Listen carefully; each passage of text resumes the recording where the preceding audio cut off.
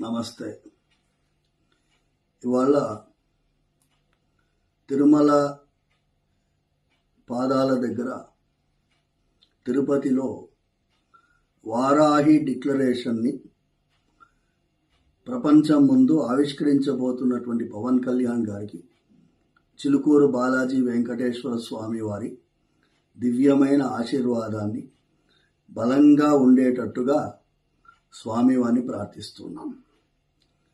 ఈ వారాహి డిక్లరేషన్ ఎక్కడ చేస్తున్నారు అనేది ముఖ్యం. అది ఆదివరాహ క్షేత్రంలో